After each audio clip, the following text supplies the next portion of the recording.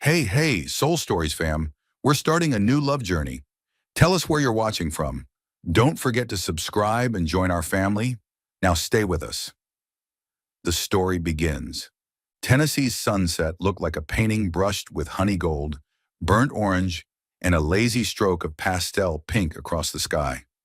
It should have been a healing sight for a girl running away from her old life. But for Kate Reynolds, it was beautiful. Right up until the moment her 20-year-old sedan let out a puff like a tired sneeze, followed by a thick cloud of white smoke billowing from under the hood. She let out a sound that, if there were an Oscar for Most Desperate Scream of the Year, she would absolutely win.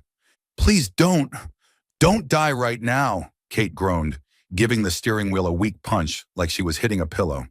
The car, as if it had its own soul and attitude, responded with a loud clunk and died entirely. The long dirt road stretched out before her like a dusty caramel ribbon through rural Willow Creek. Pretty, yes, but deserted. No houses, no gas station, no AC, no Wi-Fi. Kate pressed her forehead to the steering wheel and whispered in defeat, "So I left the city just to die of thirst on a dirt road?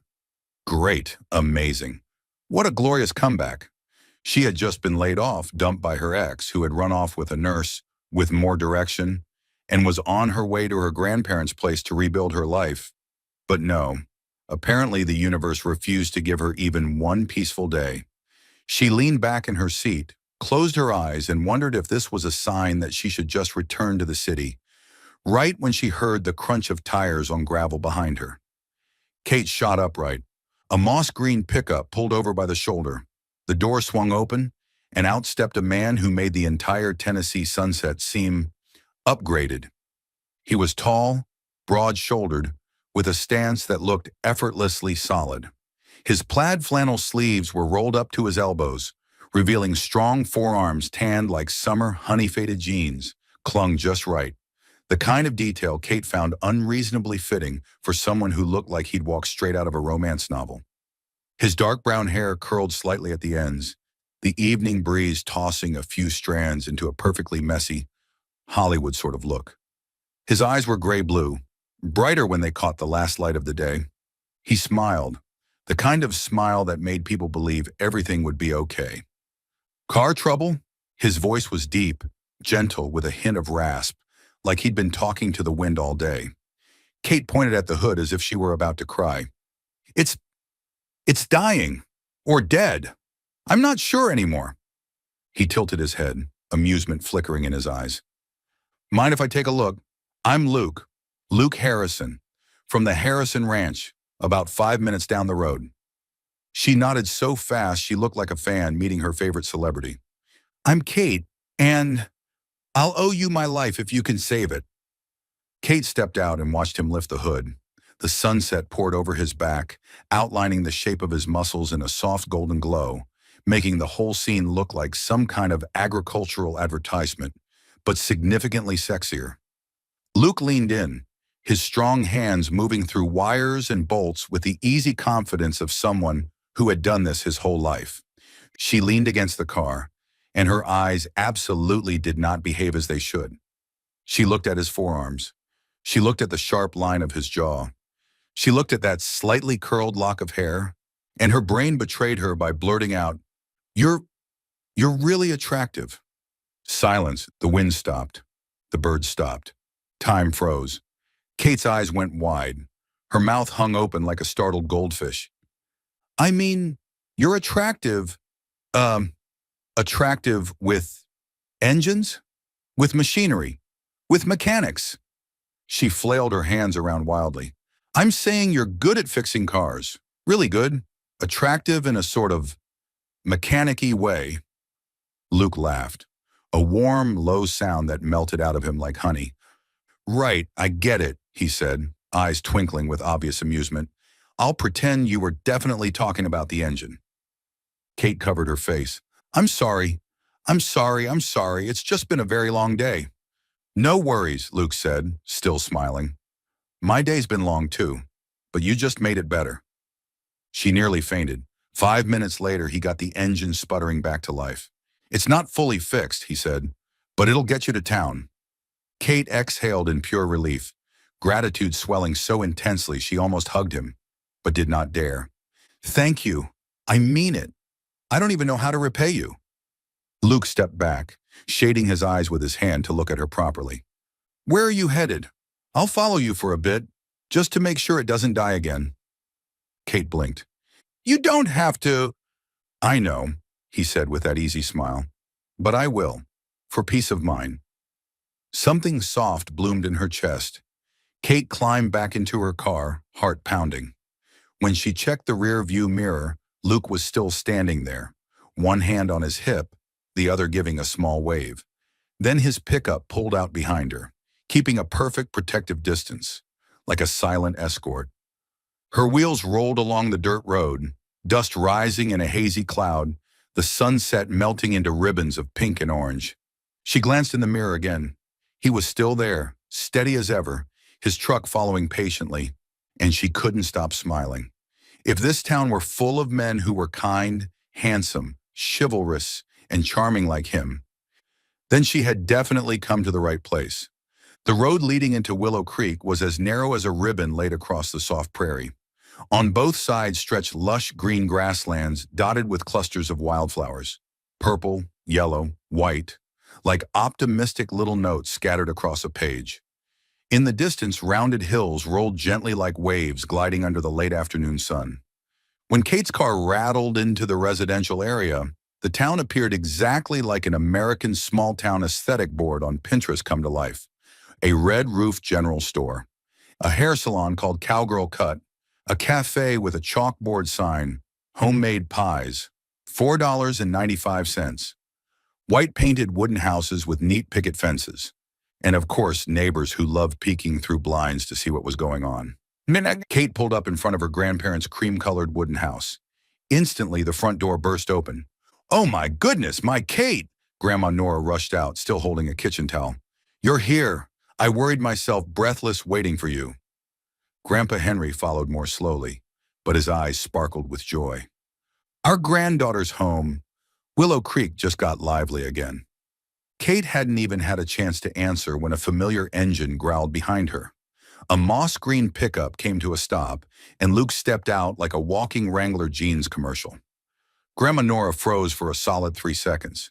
Then she leaned toward Kate, whispering, well, attempting to whisper, but really speaking loud enough for the town hall's PA system. "Sweetheart, is that the mechanic who helped you? Good heavens, the Lord is spoiling you." "Grandma," Kate hissed, "please don't say it so loud." Too late. Luke heard every word. He only gave a soft smile, a faint dimple appearing. "Good afternoon, sir, ma'am." His voice was low and warm, the kind that made older folks like him instantly. "I'm Luke Harrison," he said, offering Grandpa Henry a handshake. "I met Kate on the road this morning. Her car had a little issue, so I helped out." "A little," Kate shot back. "It was practically writing its will." Luke laughed, and Grandpa Henry clapped him on the shoulder. "You're a thoughtful young man. Come inside for a bit." "No need, sir. I should head back to the ranch. Just wanted to make sure Kate arrived safely." Kate's heart thudded like she'd run a marathon. Luke stepped closer to her car and reached into the truck's cabin. He pulled out a clear glass jar filled with golden honey, like sunlight poured into a container. "This is for you," he said. "Honey from the ranch, just to sweeten things up a little." Kate took it, her fingers brushing his, sending a tiny shock-like spark that shot straight up to her chest. "Thank you," she murmured, trying desperately not to look at his mouth. Far too handsome for her fragile heart. Behind her, Grandma Nora whispered to Grandpa Henry again, but her whisper carried like the church choir on Easter morning. "They're perfect together. Look at them. Peanut butter and strawberry jam." "Yep, I see it," Grandpa replied. Kate wished the earth would open and swallow her whole. Luke heard, of course he heard, but he only ducked his head slightly, lips curving in a smile he clearly couldn't rein in. He looked back at Kate, voice low and sincere. "If you need anything fixed, or need directions around town, or need someone to talk to, just call me." He said it as if he were gently placing his whole heart into her hands. Kate smiled and nodded. "Okay, I'll remember that." Luke walked back to his pickup. The evening sunlight curled around him, making him look like the living emblem of rural happiness, premium edition. Before getting in, he turned once more. "Have a peaceful evening, Kate." Then he drove off, the truck disappearing behind the trees. The moment the engine noise faded, Grandma Nora spun toward Kate, eyes wide like headlights. "Where did you meet him? How long have you known him? What's his name? Does he have a girlfriend?" "Oh, my girl! Willow Creek is blessed ground." "Grandma," Kate groaned, covering her face. "We only met literally once." Grandpa Henry added calmly. "He's a good one. You can tell. And handsome, too." "Grandpa," Kate yelped. "Well, it's true," he shrugged. The whole house erupted in warm laughter while Kate blushed to her ears. She stepped onto the front porch, the honey jar in her hand, feeling her heart grow unexpectedly lighter. Not the careless kind of light, more like the kind you get when someone has just set a warm smile gently against your chest. That evening, she walked into the kitchen and opened the jar Luke had given her. A soft, clean sweetness drifted out, soothing the chaos of her day. She scooped a little with a spoon and tasted it. Sweet but not harsh. Smooth but full of flavor. Kate glanced out the window and saw the faint glow from the ranch far away. And out of nowhere, she smiled to herself. If Willow Creek was the first place the universe chose to send someone like Luke her way, then maybe, just maybe, this was where she would start living again. In a small town where neighbors peeked through curtains whispering, "They're perfect for each other." And Kate could only bury her face in her hands and laugh helplessly. And her heart, for the first time in months, beat not from worry, but from hope. Morning in Willow Creek tasted like peace, the faint scent of baked goods drifting from her grandparents' kitchen, a lone rooster crowing somewhere in the distance, and a thin, honey-colored sunlight spilling through the window. Kate opened her eyes in the old bedroom that had once been hers every summer vacation. Lavender-patterned quilts, framed family photos on the wall. Everything seemed to wrap around her and whisper, "Welcome home." But her heart carried a very specific kind of flutter. The kind called Luke Harrison. The image kept replaying in her head. Him standing under the sunset, swinging that oil-stained rag, smiling like life had never been heavy a single day. She shook her head, scolding herself. "Kate Reynolds, calm down. This is just a temporary crush. He only fixed your car. That killer smile is probably just professional courtesy or something." Yet she still spent exactly 15 minutes fixing her hair and choosing a cuter-than-usual top before heading out. She carried a box of chocolate chip cookies because Grandma Nora insisted she bring something. "You can't go thank someone empty-handed. Willow Creek is a polite town, you hear?" In truth, Grandma only wanted an excuse to nudge her granddaughter toward Luke, but Kate decided not to analyze that too deeply. The place looked cinematic in its rustic way, a classic red American barn. White wooden fences stretching toward forever, horses running in the far pasture, and the sweet, airy smell of hay drifting on the breeze. Kate was still standing there, stunned by the scenery, when she heard shuffling and clanking from inside the barn. She stepped closer, and her heart skipped an entire beat, because she saw Luke. Let us emphasize morning Luke, in a fitted gray t-shirt, the faint sheen of sweat on his neck, and lifting a heavy bale of hay as if it were a pillow. His arm muscles flexed, and the sharp morning sun cut across his jaw like a Hollywood film shot. Kate couldn't stop the thought, "Oh my God, this man was absolutely born to destroy people's hearts." Trying to look composed, she smiled and held up the cookie box. "Good morning. I brought cookies to thank you for, saving my life yesterday." Luke turned, his gray-blue eyes lit up like a spark had run through them. "Kate," he said like he'd known her for years, "you actually came." Just one sentence, and her heart wanted to quit its job and go on vacation. He stepped over, moved the hay bale aside with one arm, and pushed the barn door wider with the other. "Come inside before the sun gets too harsh." Kate walked in, and right at that moment, the thing that should not have happened. The barn floor was covered in straw. Straw was usually soft, rustic, charming, but straw plus smooth shoe soles equals disaster. Kate took exactly one step when, whoa! She slipped. Luke reacted instantly, reaching to catch her. but she was falling harder than he expected. The result? Both of them crashed into a giant pile of straw. Kate landed half on top of him, her hair falling forward and brushing his face. His breath warmed her cheek. Their mouths were so close that one soft breeze would have made them touch. Kate froze. Her brain screamed, "Do not look at his lips!" Which of course meant she looked at his lips immediately. Luke let out a soft laugh, his voice low and warm against the hollow of her neck. "You okay?" Okay, she was not okay. Her heart was hosting a full carnival. Her brain was firing off fireworks. Her voice had quit the world entirely. I'm fine." A sequence of sounds absolutely unfit for human communication spilled out. Luke watched her, amusement and gentleness glimmering in his eyes. Then he reached up and plucked a strand of straw tangled in her hair. He said the sentence that caused a magnitude 8 emotional earthquake. "It suits you." Kate's heart melted into warm caramel. She shot upright, far too fast, sending straw flying like mini confetti. I'm so sorry. I'm so clumsy. I didn't. Luke laughed, propping himself up, his hair slightly tousled, somehow even more attractive than when it was neat. "You didn't hurt me," he reassured her. "Straw's soft."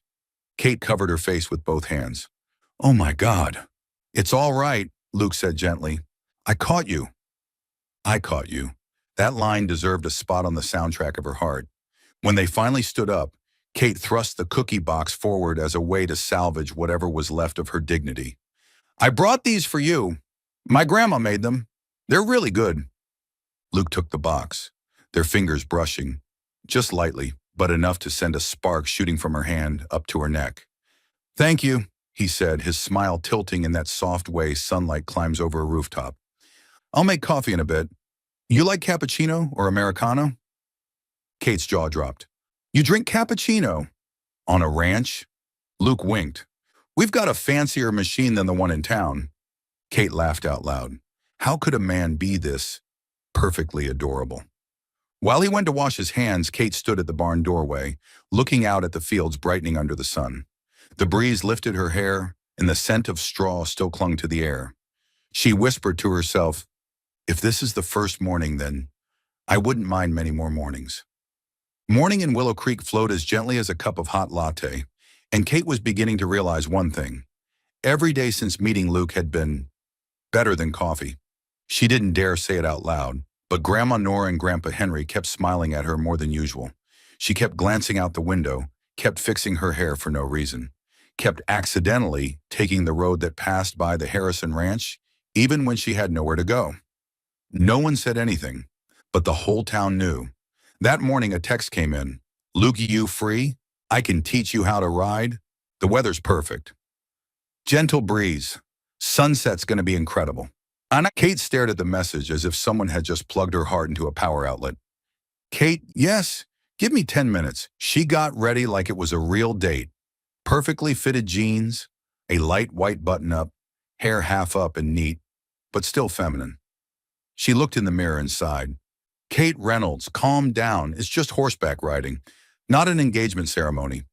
Her heart refused to listen.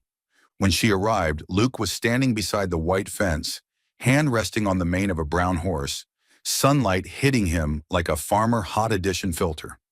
A deep blue t-shirt hugged just enough to show his broad shoulders. Faded jeans sat on his hips in a way that made Kate inhale deeply. 3 times. He lifted a hand to wave. "Hey." Good Lord, that voice. "Hi," Kate replied, pretending she wasn't short-circuiting. "Which one are we riding today?" Luke pointed to the brown mare. "This is Hazel. She's calm and easy, perfect for beginners." Kate walked closer, and Hazel sniffed her hand before nudging gently. "Oh my gosh, she's adorable." "Your weakness is anything with fur, isn't it?" Luke teased. "It is not," she shot back instantly, then realized the sentence could imply other things. Her face turned red, while Luke burst out laughing. "Just teasing. Come here." He stood right behind her, close enough that his warmth seeped through her back like a soft touch through fabric. Kate could hear her heart beat clearly. It wasn't beating, it was sprinting. "Put your foot on the stirrup," Luke said. his voice low, breath warm against her ear. I'll steady you as you climb up. Kate lifted her foot, but lost her balance and tipped backward without warning. She fell straight into his chest, a solid, warm, incredible-smelling chest, pine wood and something so masculine she could have stayed right there forever. Luke froze. He didn't catch her right away, didn't move, didn't breathe heavily. He just stayed silent for 2 seconds, which to Kate felt like 2 full minutes. Then his voice dropped lower than usual. It's okay. I've got you. Kate wanted to bury herself in the nearest haystack. Once she was seated properly, Luke led Hazel around the front yard. He walked right beside her, one hand on the reins and the other, resting on her thigh just to steady her. Yet the heat and adrenaline skyrocketed with no mercy. You're doing great, he said, looking up at her from below. She swallowed hard. I'm literally just sitting. Yeah, he smiled, eyes glinting. But you look beautiful doing it. Kate nearly fell off the horse. After a few rounds, Luke said, Now I'm going to stand behind you and guide your hands. Kate nodded too fast. Okay, behind works. The moment she said it, she wanted to punch herself in the mouth. But Luke didn't react. He stepped up behind her, his arms sliding around her shoulders as he took her hands to adjust how she held the reins.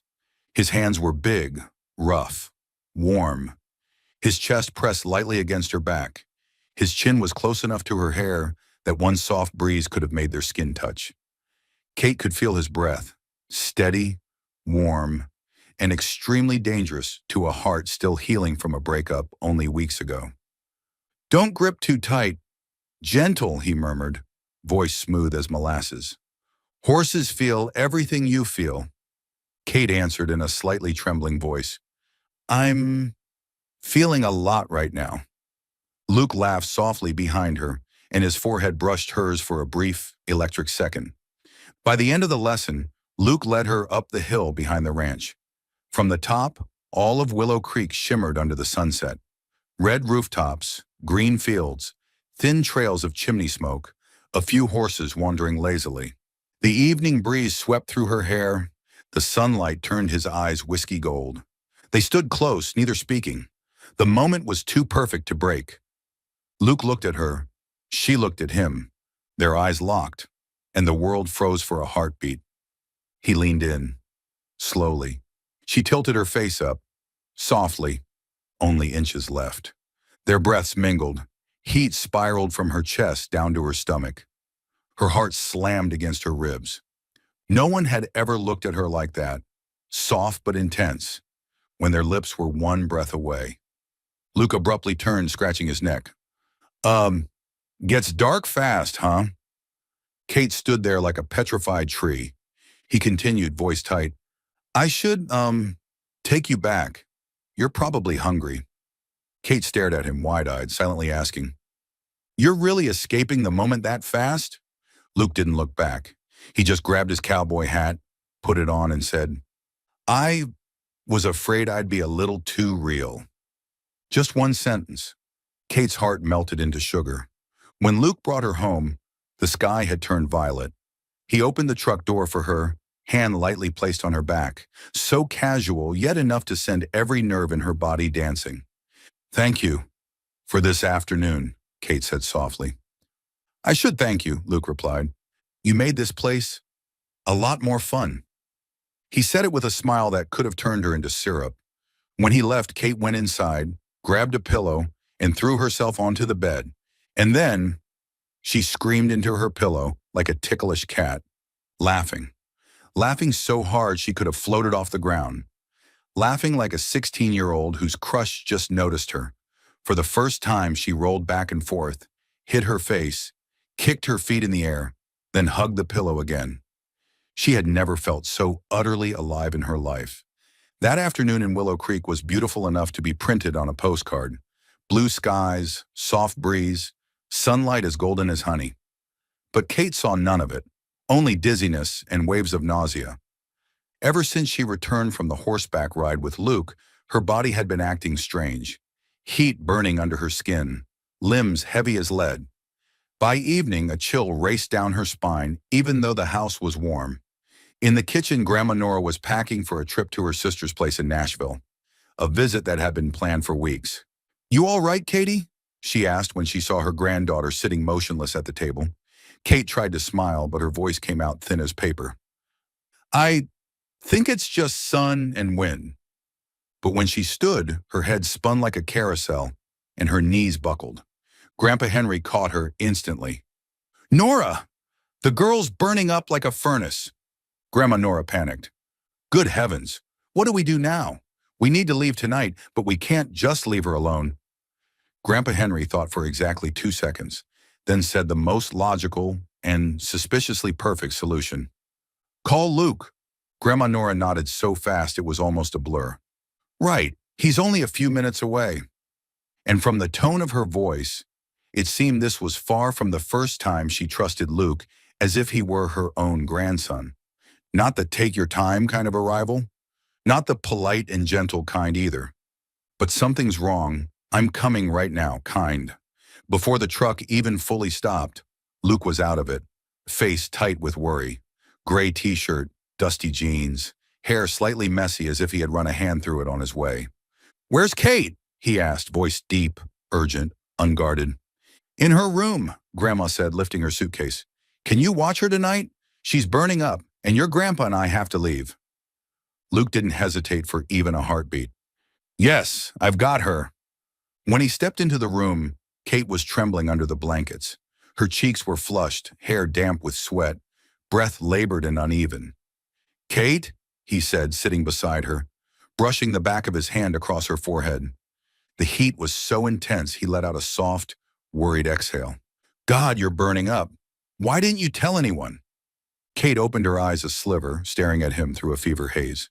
"Luke, why are you here?" "Your grandparents asked me to come. They had to leave for Nashville." His voice softened. "I'm worried about you." Just 4 words, but in her fever it sounded like a promise. He prepared a tray. Grandma's soup, a cup of blue Gatorade, a cold towel, and fever medicine. Kate's breathing was heavy, her gaze unfocused. Luke slipped a supportive hand behind her back, gently lifting her up. "Try to eat a little, just a few spoonfuls." "I don't want to trouble you." "You're not troubling me," he said immediately, not even letting her finish. "I'm here to take care of you." Kate felt her eyes burn hotter than her fever. Luke fed her each spoonful, warm, soft, comforting. The kind of soup that felt like healing wrapped in steam. She shivered, and he placed a warm, steady hand behind her back to support her. "Luke," her voice was barely more than a breeze. "Yeah?" he asked, looking at her with softened eyes. "Thank you." His smile was like sunlight slipping between leaves. "I'm here because I want to be." When she finished, he wrung out the cold towel and laid it gently on her forehead. He didn't move from the bedside, not even to rest. He read to her, the copy of Little Women she kept on her nightstand. His voice was deep, soothing, warm as a guitar chord. "I could never love anyone as I love my sisters." Her breathing steadied, but the fever persisted at a high level. Around midnight, she began murmuring, broken fragments, soft and trembling, like old wounds stirring awake. "Everyone left me." Luke froze. The book slipped onto his lap. Kate turned her head slightly, lips trembling. "I was 8, sick. My parents were coming to visit, and they never came back." Luke's breath caught. She continued, voice drifting in and out like someone lost in a dream. "I thought it was my fault. If I hadn't been sick, they wouldn't have rushed back and forth." A tear slid down her fever-warm temple. "So I wrote to talk to them. Wrote so I wouldn't be alone." Luke's chest tightened painfully.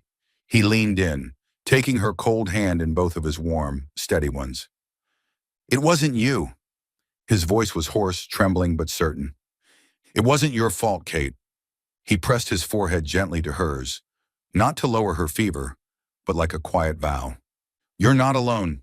Not anymore." Another tear fell. Luke wiped it softly with his thumb, whispering, "I'm here. I'm right here." His voice cracked, not because he feared the fever, but because he feared she believed she was unlovable. He bowed his head again, forehead to hers. No kiss, just a promise carried on breath and heartbeat.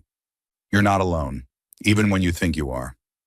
Around 5 a.m., Kate finally fell into deeper sleep, breathing easier, her forehead less hot. Luke remained by her side, head resting against the mattress, his hand never once letting go of hers. When the first rays of sunlight slipped through the thin curtains, Kate woke. She saw the chair pulled close, the large, steadfast man asleep beside her, his hair falling across his forehead. His hand wrapped around hers like letting go would make the whole world collapse. She looked at him, and her heart melted like morning light. She whispered, "Luke?" He jolted awake instantly. "Kate, you're up?" His voice brimmed with relief. "You stayed up all night?" He smiled, voice rough with exhaustion. "I couldn't leave you alone." Kate couldn't stop it. Tears welled for a completely different reason than last night. No one had ever stayed for her like that. And in that small room in the soft morning glow, she knew. Willow Creek wasn't just a place she'd run to. It was becoming a place her heart wanted to stay. The afternoon in Willow Creek stretched out in a soft, honey-colored light.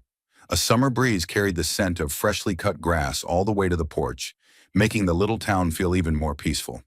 Like a living painting, Kate walked along the dirt road leading to Harrison Ranch, holding the cool cloth Luke had used to care for her the night she had a fever. Her heart still softened like warm wax whenever she remembered him falling asleep beside her bed, his hand wrapped around hers until morning. Every time the memory surfaced, her heart beat the foolish rhythm of a woman in love, too shy to say it out loud. She thought she would find Luke in the barn, or out on the grass, or among the horses, the way he always seemed to appear. But today was different, very different. Before she reached the ranch gate, an engine purred behind her, smooth, quiet, expensive. A sleek black Cadillac Escalade rolled into view against the golden sky, its presence too polished and too urban for this dusty countryside road. "Oh," Kate mumbled, stepping aside slightly.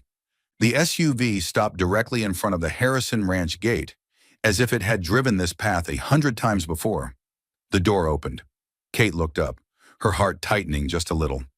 A woman in her early 30s stepped out, tall, slim, moving with the precise, commanding stride of someone used to telling the world to stop and listen.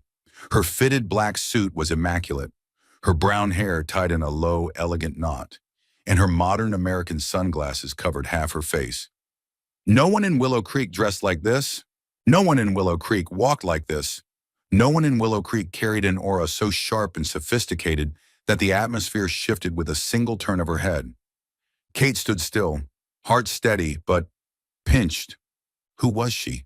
An ex? Someone Luke had dated? Someone he'd never mentioned? She didn't want to think that. But women had instincts, and Kate's instincts were sparking like wildfire. This woman was not a passerby, not a lost tourist, not a ranch local. She had come here with a purpose connected to Luke Harrison. The woman removed her sunglasses, revealing sharp, intelligent, composed eyes, the kind that belonged to someone who had stood before hundreds of employees and could make decisions that shifted markets with a single nod. Kate swallowed.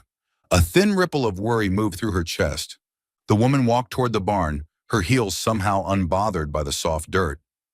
Even from a distance, Kate could hear the crisp strike of the heels against the cement path leading to the barn door. An elegant, cold, unfamiliar sound. What is happening? Kate tightened her grip on the cloth in her hand.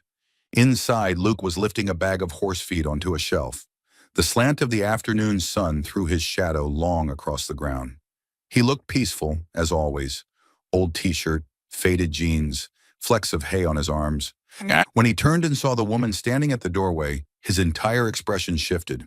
Not to joy, not to the flustered surprise of seeing an old flame, but to something else, something tense, deeply tense. "You actually came," Luke said quietly, his voice roughening. Kate stood just outside the barn, her pulse quickening, not from jealousy, but from a growing sense of unease spreading outward like ripples on water. The woman stepped inside, spine straight, gaze locked on Luke with the unwavering intensity of someone facing a critical problem. We need to talk, right now. Her voice was sharp, firm, without a single soft note. Kate froze at the entrance, torn between stepping away and needing to know. Emily, Luke said, sounding exhausted. Emily. Kate repeated the name silently. Not a girlfriend, not an ex. It felt familial. Emily didn't acknowledge the question. She placed a thick folder on the wooden table with a thud that echoed like the end of the quiet life Luke had been trying to build here. How long do you plan to run from your life? Emily said steadily. It's gotten bad. Really bad. Luke said nothing. Emily opened the folder and tossed papers onto the table, one after another. Stock price down 8%. The largest shareholder is demanding a meeting.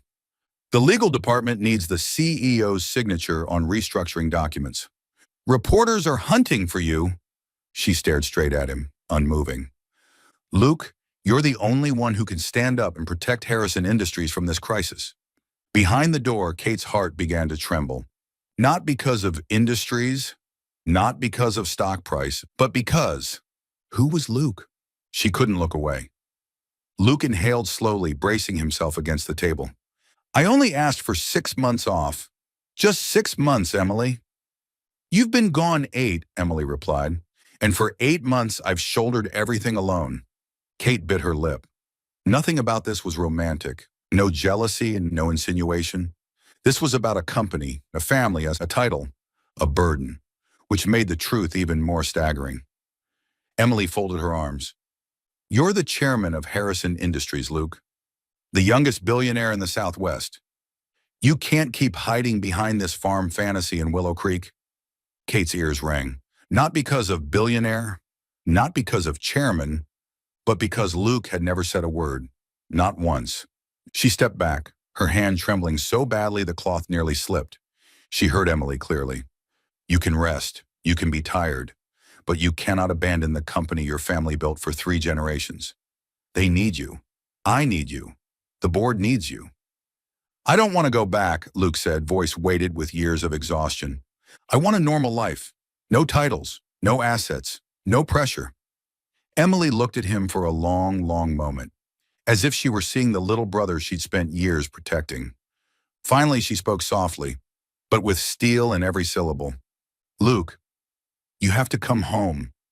Kate stood frozen, her fingers dug into the wooden doorframe as her breath trembled. Not because Luke was wealthy, but because he had kept all of this from her. The night she had a fever, he had whispered, I'm not.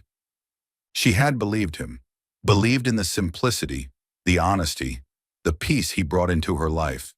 But now, Emily's final words landed like the clean, cruel edge of a blade.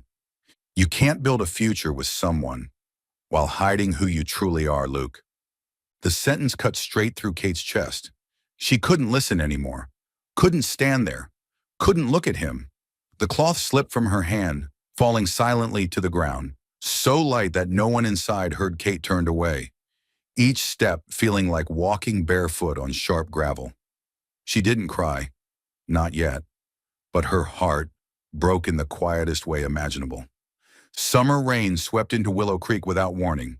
Gray clouds draped across the sky like a heavy curtain, turning the dirt road into a cold brown ribbon. Kate ran through the rain, breath sharp, shoes soaked, fingers clenched around the cold towel Luke had used to care for her the other night. She had picked it up when she left the ranch, without really knowing why. She couldn't let things end in silence. She needed to hear it from him. She needed the truth, even if it hurt. Harrison Ranch appeared through the sheet of rain like an old painting blurred at the edges. The barn door was slightly ajar. Warm yellow light spilled out, and inside Luke's silhouette stood beside Emily's. They were talking about something, but when Kate appeared in the doorway, drenched and trembling, they both fell silent. Emily looked at Kate, her eyes cool but not hostile.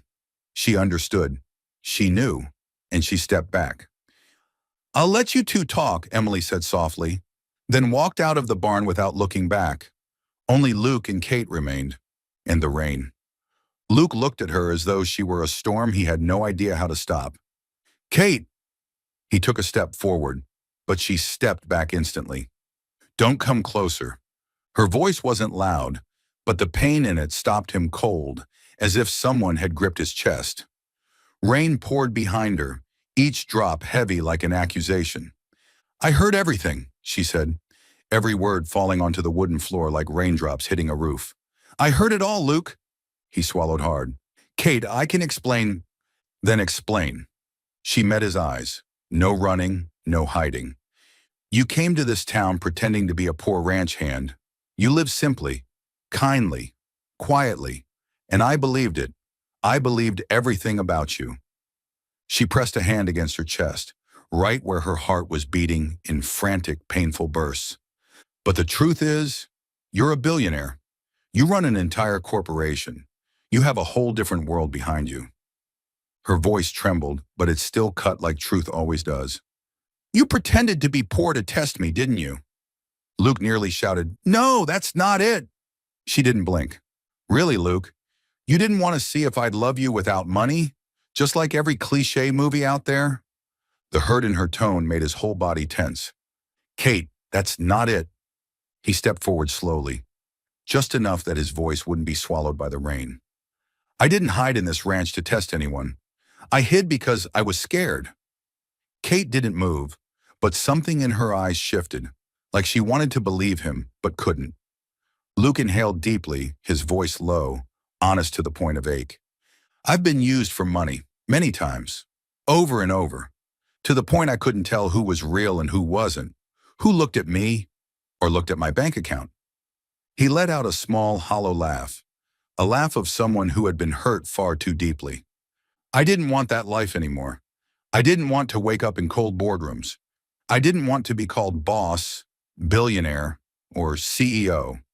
I just wanted to breathe. And Willow Creek gave me that. I came here, and then I met you." He lifted his gaze, eyes filled with something raw, something pleading. "You gave me that." Kate closed her eyes for a moment. Her heart trembled. But then she shook her head, her voice low and breaking. "I understand. I understand you've been hurt. I understand you're scared of being taken advantage of. But—" She opened her eyes and looked at him fully. "Pain and truth. You didn't trust me enough to tell me the truth. You didn't trust me or us." Luke felt his heart twist painfully. "Kate, it's not that I didn't trust you. You were afraid I'd leave if you told me, right?" She let out a soft, broken laugh, sad enough that even the rain couldn't hide it. "But do you know how it feels to be lied to?" Luke said nothing. She continued, weak but sharp as a blade. "You think you were protecting me, but really, you took away my chance to choose. You decided for me. You assumed I would react like the people who hurt you." She inhaled, shaky, tight. "You put me in the same category as them." "No." Luke said it instantly, stepping half a step closer. "I never thought you were like them. You're not. You're kind. You're good. You're genuine." "Then why didn't you tell me?" She asked it quietly, not a shout, but a wound. A wound so deep it made him want to fall to his knees. He opened his mouth, but he couldn't answer fast enough. And in that second, Kate understood. The answer was already in his silence. Kate stepped back, and the rain hit the barn roof harder, each drop like a thud on a hollow heart. "I like you, Luke." Her voice cracked. "I like the way you make soup, the way you read to me, the way you stand behind me when you teach me to ride. I like the way you look at me like I'm home." Her eyes shone, not just from the rain. "But you never let me into your world." Luke spoke instantly, voice breaking. "Kate, if you give me more time—" "Time?" She let out a painful laugh. "Luke, I did give you time. You used it to hide from me, not to open up to me." She stepped back again, out from under the roof. Rain soaked her hair, dripping down her cheeks like tears falling for her. "I'm not mad because you're rich. I'm mad because you didn't trust me enough to tell me." Luke wanted to run after her, hold her, pull her back. Tell her he was wrong. Tell her he chose her. Tell her he would fix it. But his feet wouldn't move. He stood there, caught between the man he used to be and the man he wanted to be because of her. And Kate stood between two versions of him, the Luke she loved and the Luke she didn't know. Finally, she whispered, the sentence that punched the breath out of him. If you don't trust me, how can I trust us? She turned and walked into the rain. He called her name, his voice for the first time filled with real panic. Kate! She didn't look back, not because she wanted to leave him, but if she turned around, she wouldn't be able to walk away. The rain drowned the dirt road, drowned the distance, drowned both of their breaking hearts. Emily returned to the barn doorway, calm but firm. Luke. She looked in the direction Kate had disappeared. You can't let your personal life destroy the company. You have a plane to catch tonight. Luke stood still for a long, long moment. Rain hammered the tin roof like a war drum. Finally, he exhaled, so faint it sounded like something inside him had snapped. I to pack my things. The sentence sounded like a man fastening chains around himself. Emily nodded. Luke walked into the house, each step sinking deeper into the storm of his own making. Willow Creek faded behind the curtain of rain, but his heart remained under the barn roof, staring after Kate's silhouette dissolving like a promise abandoned in the storm. Willow Creek changed seasons more slowly than other places. The grass grew taller, the sky bluer, the sunlight a little softer, as if this small town were grieving quietly for hearts that had just broken. Kate discovered that days without Luke weren't as loud or dramatic as she'd imagined. They were just too quiet, quiet enough to hurt. In the morning, she sat at Grandpa Henry's old wooden desk by the window, looking out over the fields that stretched all the way to the white fence. The sky was clear, the sun golden, the breeze carrying the scent of wildflowers. But her heart felt like someone was pressing on a single spot and never letting go. Her laptop was open. A new document was opened. The first line appeared, Chapter 1. But Kate stared at it as if it were a wound. Every time she laid her fingers on the keyboard, Luke's image slipped in. That sunset smile, those gentle, earth-colored eyes, those big hands holding the reins as lightly as if he were touching the sky. That low, soft voice like the sound of waves. She sighed and leaned back in the chair. Focus, Kate, she muttered. She tried to write, but every sentence led back to him. In every new chapter she started, the male character somehow carried pieces of the man she was trying to forget. Strong yet gentle, steady yet wounded, loving deeply but afraid to say it out loud. She knew she was writing, so she wouldn't cry. Writing to keep herself standing. Writing to prove she still had a world that belonged only to her, even if he had walked out the door. At night, her grandparents went to bed early. The house grew quiet. Kate opened the porch door and stepped outside with a mug of honey tea made from the jar Luke had given her. The scent of that honey made her throat close up. 1 month. It felt like a year. No texts, no calls, only silence. And sometimes silence hurts more than lies. Dallas at night glowed like a different universe. Harrison Tower rose above the other glass buildings, its lights making it look like a giant crown hanging over the city. In the office on the 58th floor, Luke sat before the large window, but he wasn't seeing the shimmering city below. All he could see was a white fence, a golden field, and the rain-soaked hair of the girl who had walked away into the night. For the past month, Luke had lived like a shadow of himself. He attended meetings but never fully understood the agenda. He signed documents without noticing his own name under the words Chairman of the Board. He answered emails and couldn't remember a single line. The luxurious office, the leather chair worth 10 times more than his old pickup. It all failed to make him feel like he belonged. He'd lost weight. The circles under his eyes had deepened. His hair was longer because he couldn't be bothered to get it cut. And his hand kept reaching for his phone. He'd pick it up, set it down, type Kate into the search bar, delete it 1,000 times, and every time he couldn't bring himself to hit call, not because he didn't want to hear her voice, but because he was afraid she no longer wanted to hear his. Now, one day in the big conference room, just after the CFO finished presenting, Emily glanced at Luke. He sat right beside her, but his eyes were miles away. She exhaled quietly. After the meeting, she called him into her smaller office. Her knock on the door was light, not like a CEO, but like a big sister. Luke, sit down. He obeyed like a worn-out little boy. I've waited a month to ask you this, Emily said slowly. Are you okay? Luke gave a small smile, the kind people use when they don't know how to tell the truth, but don't know how to lie either. I'm fine. Emily crossed her arms. Don't lie to me. I know you better than anyone. Luke fell silent. Emily set her laptop aside and looked straight into his eyes. Not with blame, but with the heartbreak of someone watching a person they love turn themselves into ash. You came back to the company, but you didn't. Come back. Luke took a deep breath, his broad shoulders sagging. Emily went on, her voice softer now. You didn't run away from Harrison Industries, Luke. She paused. You ran away from happiness. The words landed in the room like the sound of shattering glass. Luke looked up, lips parted, eyes darkening, as if someone had just turned on the light in a corner of the room he'd tried to keep hidden. Emily walked around the desk, stood in front of her brother, and placed her hands on his shoulders. You really think I don't see it? You miss her so much it's driving you insane. You miss her so much. Her gaze searched his face. You're not even yourself anymore. Luke blinked, unable to stop the tightness forming in his throat. Emily went on, no longer cold but deeply human. Luke, happiness isn't something you run from, and it's not something you hide. Especially not when you found it for the first time in years. He turned away, his hand curling into a fist. I hurt her, Luke said quietly. I lied. I hid things, and she thinks I was testing her. His voice broke in pieces. I deserve to lose her. Emily shook her head immediately. No. You need to understand something, Luke. She placed one hand on his chest right over his heart.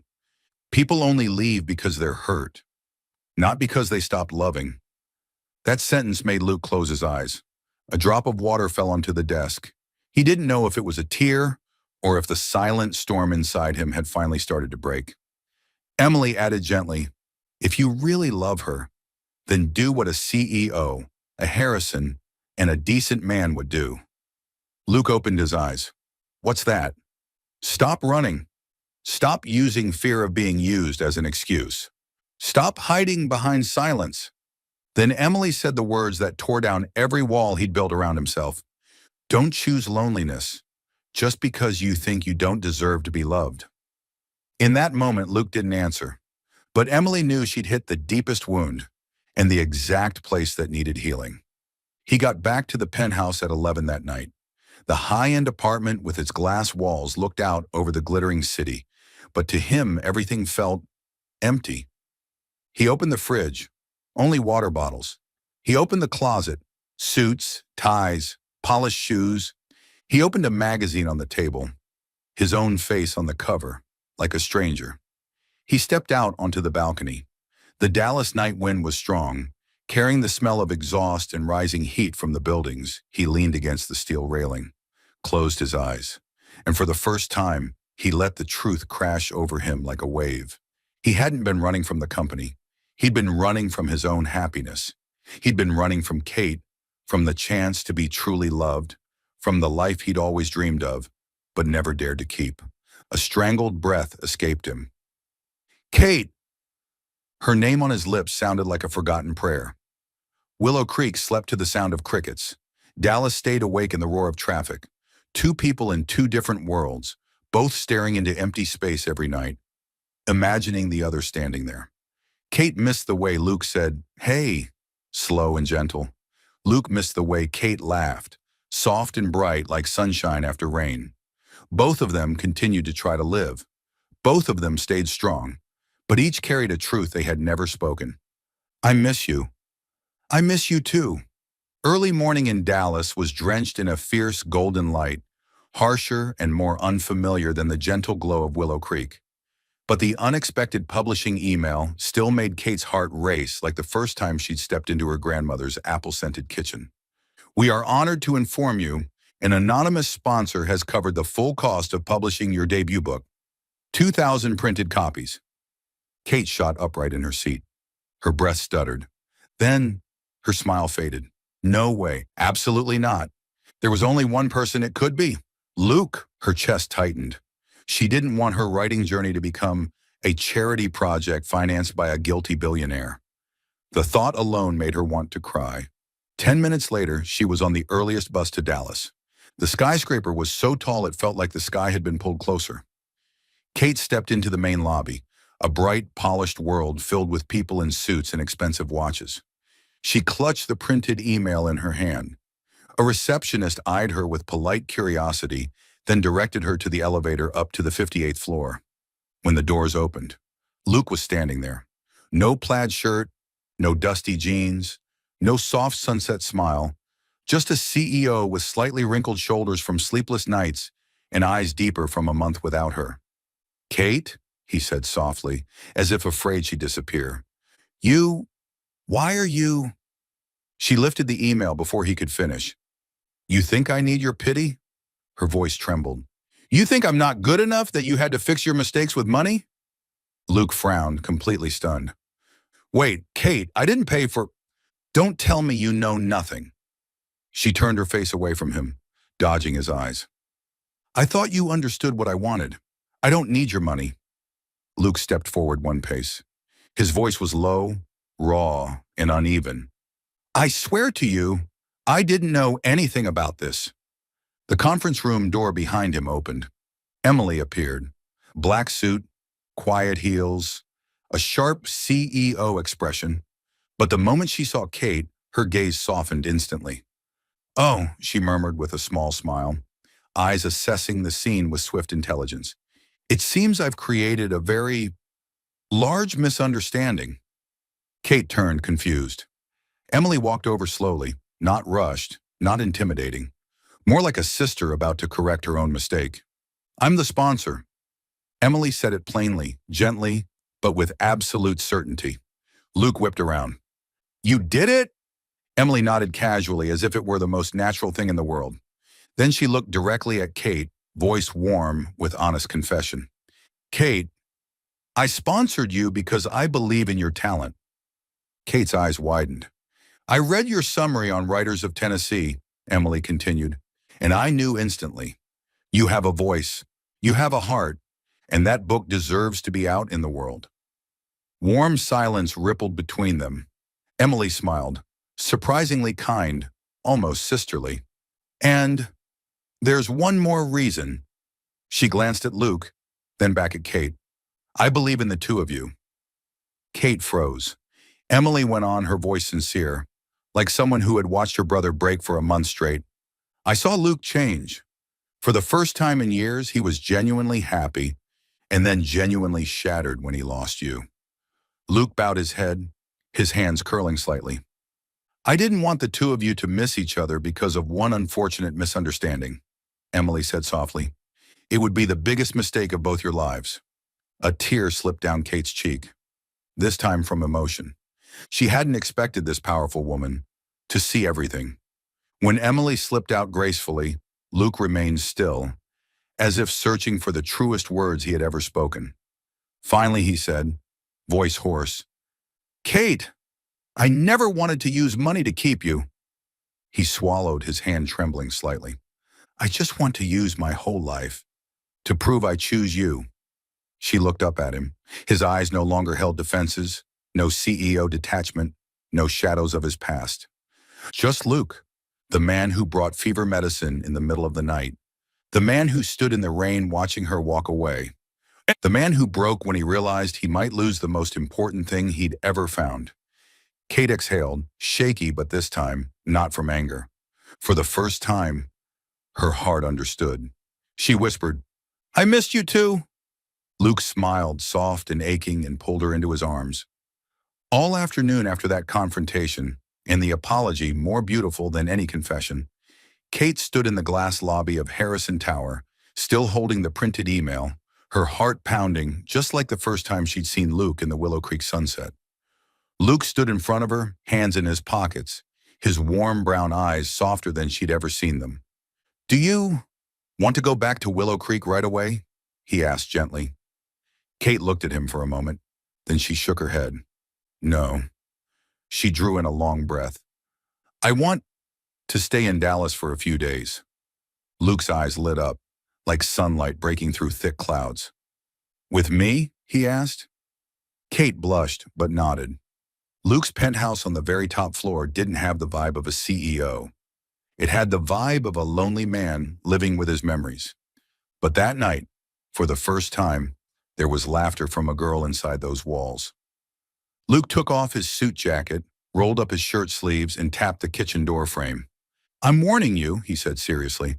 "I cook so badly it might make you break up with me on the spot." Kate burst out laughing. "I don't think that'll happen, because you don't have the right to break up with me first." Luke froze for a second, then laughed out loud. Good God, that smile. Warm like a spring morning. He opened the fridge. Frozen pizza, leftover pasta from yesterday, or my specialty, slightly burnt scrambled eggs. Kate pressed her palm to her forehead. "You really should have stayed on the ranch forever." "That was the original plan," he said, smiling at her as if Willow Creek and his whole life had begun the day he met her. They cooked spaghetti together. Well, Kate cooked. Luke stood closely behind her, leaning one arm on the counter, occasionally brushing her waist when helping with the knife or seasoning. She felt his breath against her neck, and for the first time in weeks she felt safe. "Kate," he murmured, his voice warm and thick like honey. "I like this." "Like what?" she asked softly. "I like us. Here, doing normal things." She turned to look at him. "I like it too." When the spaghetti was done, they ate right on the kitchen counter, barefoot, their bowls touching. Kate told him about her story's plot. A girl who leaves a city and meets a man whose secret is bigger than his heart. Luke coughed lightly, pretending to be innocent. "Sounds vaguely familiar." "Be quiet," she said, elbowing him. He looked at her for a long moment, his gaze so gentle it almost blended into her. "Do you want me to read the draft?" Kate startled. I'm afraid you'll see I write about you too much." Luke placed his warm hand over hers. "Kate, I like anything that comes from you." Her heart beat faster to the rhythm of his breathing. Kate stayed in Dallas for a few days, but those days stretched into a week. A week turned into 10, and the two of them fell into a small, tender rhythm neither had known they needed. In the mornings, Kate sat on the big sofa with her laptop on her knees. Luke always made her coffee, exactly the way she liked it. Less sugar, less milk, extra warmth. He sat across from her, reading every section she sent him. "You're making the male lead too handsome," he commented. "Are you jealous?" "No, but I want to be portrayed realistically." Then he winked. "Although I am naturally handsome." Kate threw a pillow at him. He dodged, laughing. They grocery shopped for vegetables, picked the cheapest ice cream at the supermarket, fought for space in the elevator, stood on the balcony watching the city lights, and watched rom-coms, even though Luke tried acting like he didn't like them, despite laughing the entire time. On Tuesday night, Luke tried to roast a chicken. Smoke filled the kitchen. The fire alarm screamed. "Luke!" Kate yelled. "I swear I followed the instructions." "Did you turn the oven on?" "No." Kate doubled over, laughing helplessly, unable to stand. Luke vowed to get better, but they still ordered pizza that night. One evening, Kate sat before a blank screen. One final chapter left. Luke walked over and handed her a cup of tea.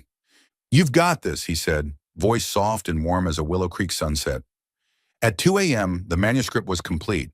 She spun her chair around, and Luke had fallen asleep beside her, head resting against the sofa. She touched his shoulder gently. "Luke," she whispered. He opened his eyes, saw the brightness on her face. He stood immediately. "You finished?" "Yeah." He pulled her into his arms, holding her tight. "I'm proud of you," he said, his voice trembling slightly. "I've never been this proud." Kate pressed her cheek against his chest, listening to that deep, steady heartbeat. And she knew. This was where she belonged. A simple place, a safe place, a place with him. Kate's debut book was released on a gentle Friday morning. She woke in the penthouse, almost convinced it was just another beautiful dream. Messy hair, wearing Luke's oversized t-shirt, and the faint smell of the coffee he brewed. So lightly that she knew he was trying his best to be romantic, even though the coffee machine still scared him every morning. Luke set a cup on the table. "Happy big day, my writer." "You use the word my a little too comfortably, huh?" "I do, because you are mine." She threw a pillow at him. He laughed. The entire room warmed. Around 10 a.m., her phone rang. Emily Harrison's name flashed on the screen. Kate answered, planning to say something polite, but the moment she picked up, Emily screamed like a fangirl meeting her idol. Kite! You're in the top 3 bestsellers in the entire state. Kate jolted upright. Luke dropped his coffee mug on the table. Thankfully, it was empty. What? Kate nearly fell off the chair. Emily kept going like a hurricane. Bookstores sold out. Online sold out. The reprint batch sold out in 30 minutes. People are calling you the new voice of the American South. Kate stammered, but it's only been a few hours. I told you. Emily's voice was sunshine exploding. Talent blooms fast. You deserve it. Kate stared at Luke as if she'd just discovered he'd been dodging plane tickets for 20 years. He stared back, eyes bright with pride. Kate, you did it. And she broke. Tears spilled. Happy tears. Disbelieving tears. Hands covering her face while Luke scrambled to hold her close. I didn't think I could ever. Watching you succeed, Luke whispered into her hair. That's my dream. That afternoon, Emily declared, we're celebrating. Let's go to Willow Creek. Your grandparents are waiting. All 3 piled into a black SUV, Luke driving, Emily in the back, reading every article about Kate's book. Kate, someone compared you to Taylor Swift, but in book form. Do you understand? Kate buried her face in her hands. I just wanted to write quietly. Luke chuckled. Quietly. If Willow Creek finds out you're coming back, they'll put up a welcome banner. Actually, Luke wasn't joking. When the SUV rolled into Willow Creek, the entire town lined the street. A wooden sign hung in front of the bakery. Congrats, Kate, our author. The coffee shop had a smaller board. Free pastries for anyone who buys Kate's book. Grandpa Henry rushed forward to hug her, and Grandma Mary was teary-eyed. You really did it. I told you, whoever has a beautiful heart writes beautifully. Kate laughed through her tears. Luke stood behind her, with the look of a man who had decided the rest of his life. After a warm dinner, Luke stood and held out his hand. Come with me? Kate blinked. Where? You'll see. She kissed her grandparents goodbye and followed him outside. The evening breeze in Willow Creek smelled of meadowgrass and rain-washed earth. Like an old song, he led her up the hill where they had almost kissed, where he had kissed her forehead because he was afraid of loving her too much, where she learned that some men pretended to be poor, but their hearts were never poor at all.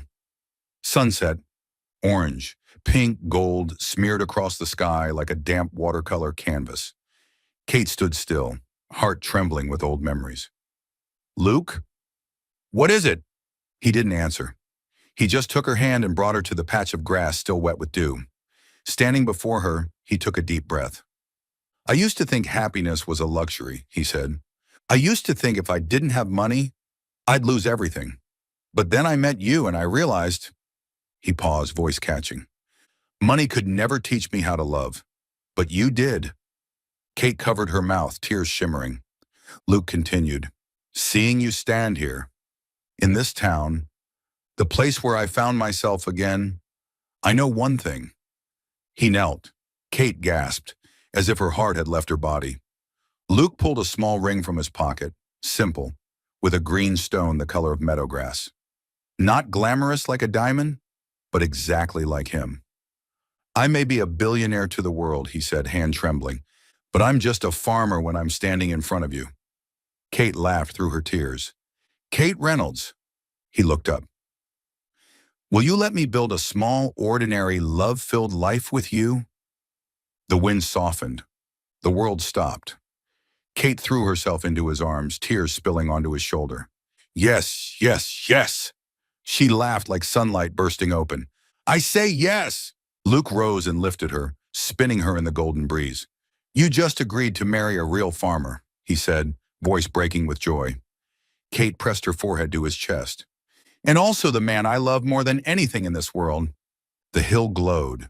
Their laughter drifted into the wind, and that moment was forever.